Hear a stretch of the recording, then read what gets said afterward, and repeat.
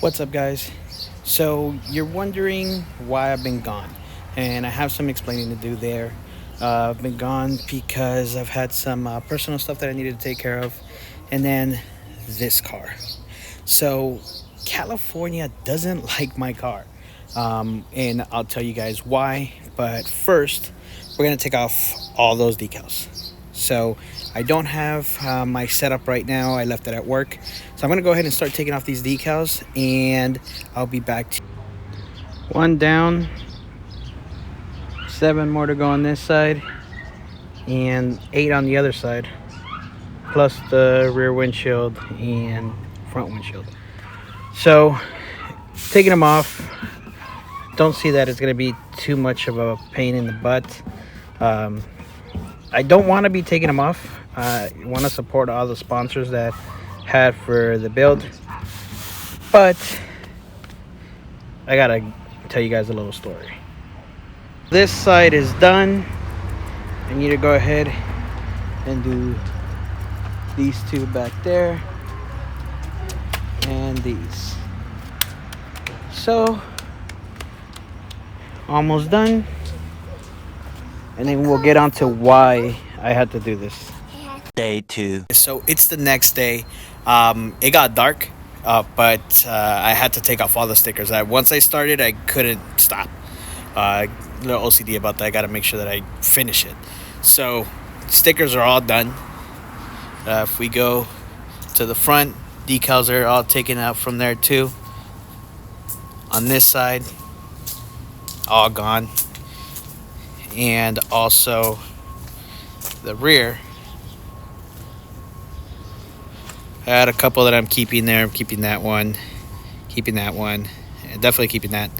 So the reason why I had to do this, California doesn't like my car, and I don't know why, but it's an interesting story. Let me go ahead and show you what I mean. So this is the reason why. Starting in July of last year, I actually got a ticket for modified exhaust to increase noise. So I go, okay, I did a muffler delete, so let's put the stock one on. I go to the referee, and yeah, no charge. And the reason why is because my stock exhaust didn't pass. My stock exhaust hit 101 decibels. Now, in California, the law says that it can't be more than 95 decibels. And then they go ahead and test it where they put, the reader right around this area, about 45 degrees from the tip and specific angle, distance, all that good stuff. So it didn't pass. Referee tells me, take it to Hyundai and get proof that the car is not modified. So, go in here. And here it is. Let's see. Tire pressure is all good. Of course it is. There we go. Exhaust check. Exhaust check and advice. Customer states received a noise disturbance citation due to loud exhaust. Customer requests to inspect and verify no aftermarket modifications have been installed and document. Raised vehicle verified, no aftermarket components installed. All exhaust system is original equipment. No repairs performed. So what ended up happening is that I actually had to go back to court. I showed them all this, and they went ahead and still made me pay the fine. So that leaves me in a real weird area. For those of you that don't know, my VelosterN is the non-performance package, so it doesn't come with the active valve that can open and close.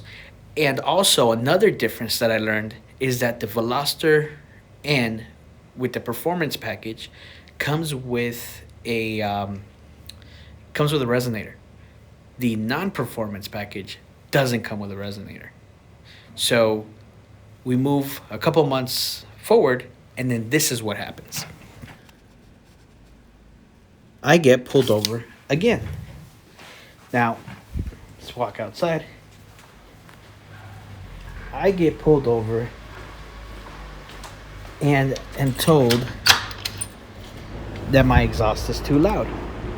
Now, at this point, what I've done to essentially help myself with this is that I put on the X-Force exhaust that has the valve that opens and closes. So the valve was closed, but I had all the stickers on the car. If y'all have seen it before, I had a big old X-Force sticker in the back. So now I have to take it to the ref again. Hopefully this time it passes with the valve closed. I'm gonna have to find a way. Hopefully they don't check that it has a valve that'll open and close there. And then the cop, while he had me there, he was really cool. And then he surprises me. He tells me, "Can you pop your hood?" No! God, please, no! No! No! And of course, I have an intake in there. It's brand new. It's a prototype intake, so it doesn't have a carb sticker. So now I'm forced to go ahead, remove the intake, remove the blow-off valve, remove the downpipe, so I can take it to the referee and have it pass smog. So that's why I took all the stickers off. I said, you know what? I don't want any issues with referee or anything like that. So now I'm just gonna leave the car just like this until I get it all situated and cleared. Because if the car does pass with this exhaust, they're gonna go ahead and take a picture of this exhaust and show that it passed. So that for me will be good. But that's what I'm saying. California does not like my car. And I don't know if it's just here in the San Fernando Valley or if it's just California itself.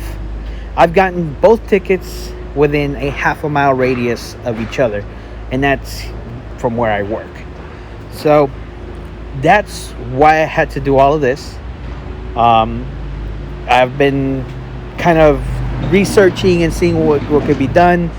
If I don't go ahead and get this all done with the referee, ticket's going to be upward of $600. So for those of you that have the VelosterN non-performance package, you guys don't have a resonator, your exhaust won't pass if you're in California.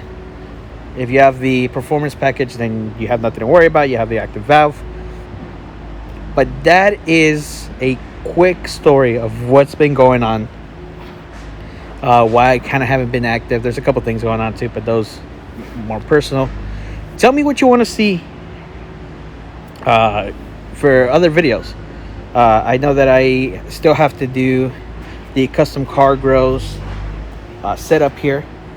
A lot of you guys have actually I'm starting to see people install those, so that's pretty cool.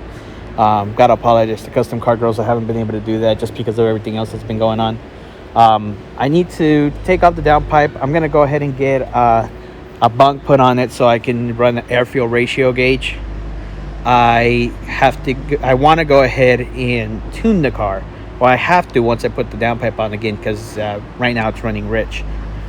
And let me know if you guys have any questions on the car or anything you want me to make a video on.